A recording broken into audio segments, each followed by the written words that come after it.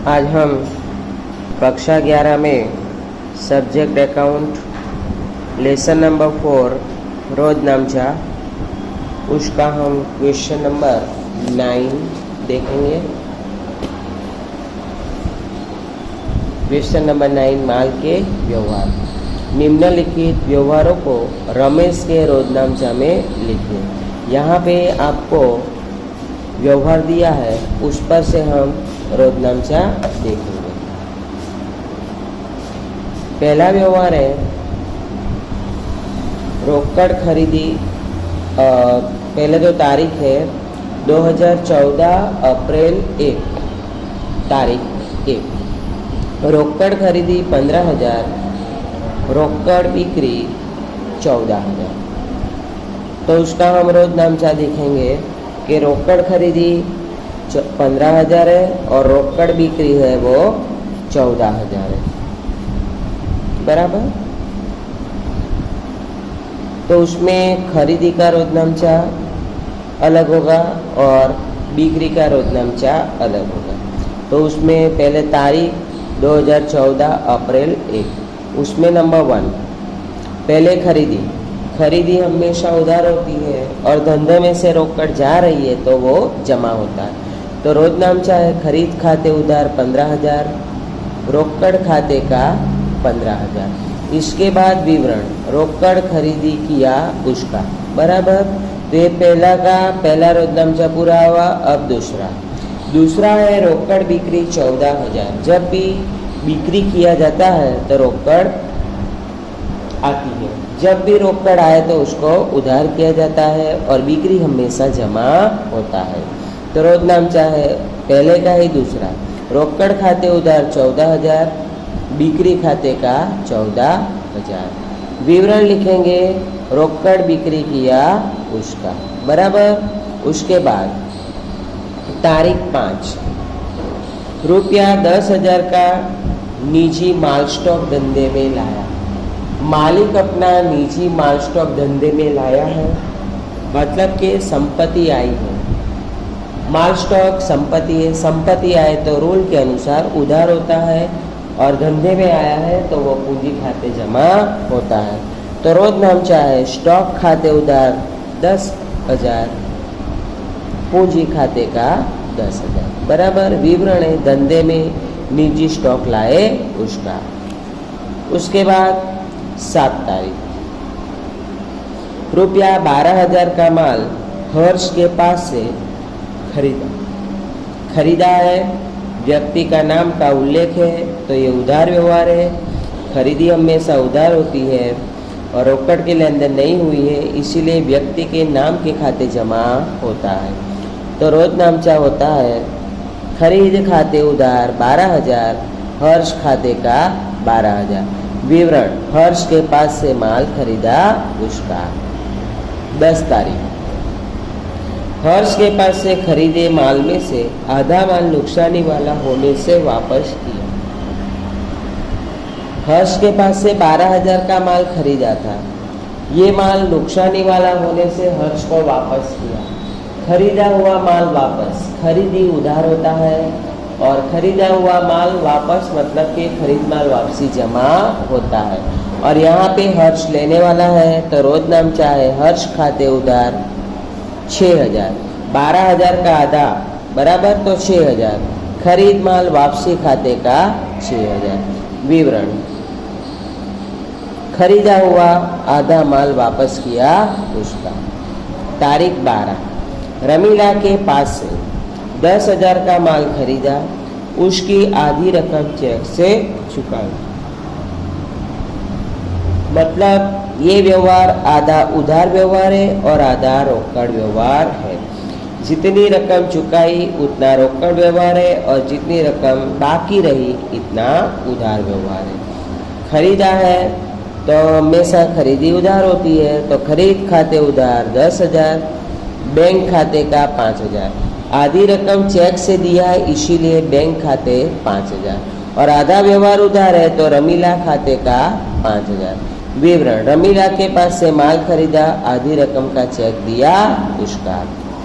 तारीख 15 रमीला के पास से खरीदा माल 10% लाभ चढ़ाकर 10% व्यापारी बट्टा से मीता को बेचा। मीता को बेचा मतलब मीता लेने वाली हुई, तो मीता खाते उधार बिक्री खाते का।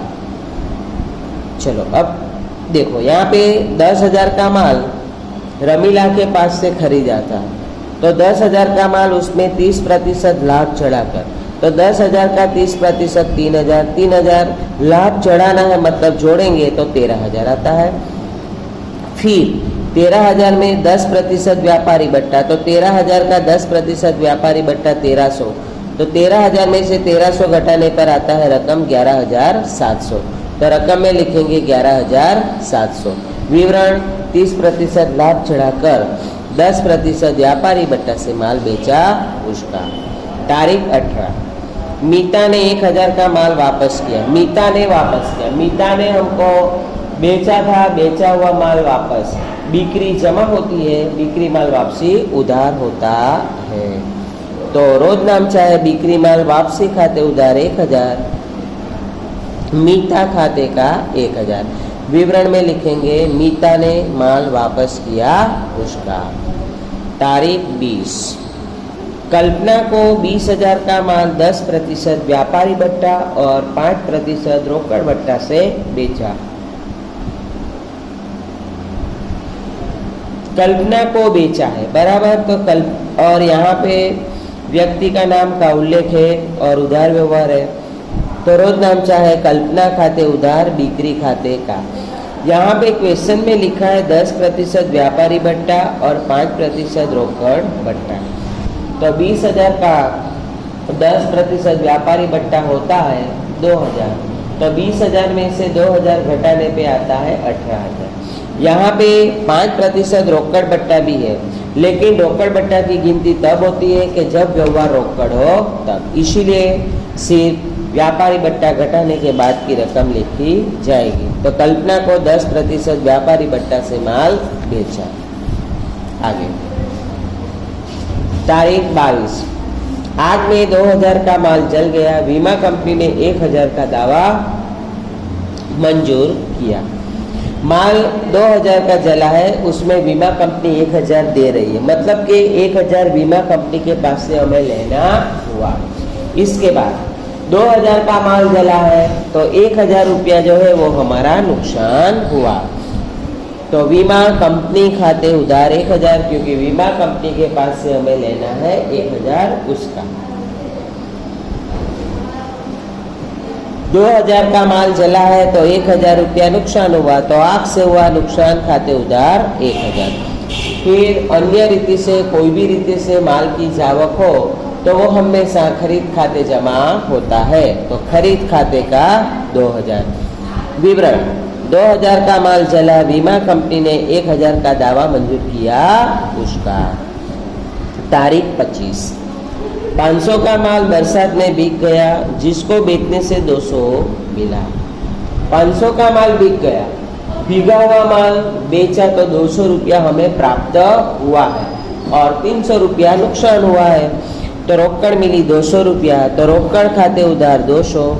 बरसात से हुआ नुकसान खाते उधार 300, क्योंकि 500 में से 200 मिला है, 300 रुपया नुकसान हुआ है, तो नुकसान खाते उधार 300। और अन्य रीति से माल की जावक है तो खरीद खाते का 500। विवरण 300 का माल बरसात में बिक गया, 500 का माल बरसात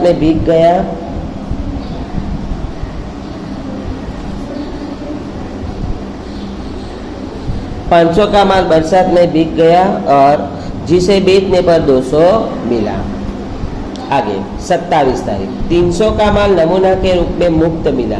देखो ये नमूना के रूप में मुफ्त मिला है, हमने मुफ्त दिया नहीं है, सिर्फ मिला है। मिला है तो उसका कोई रोजनामचा नहीं होगा, ये गैर आर्थिक व्यवहार है जिसकी प्रविष्टियाँ नहीं होगी।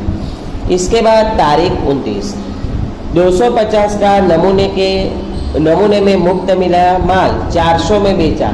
नमूना में माल मिला है, जिसे माल बेच दिया तो रोकड़ आ रही, तो रोकड़ खाते उधार 400, बिक्री खाते का 400। आगे विवरण है उसमें, मुफ्त मिला माल 400 में बेचा।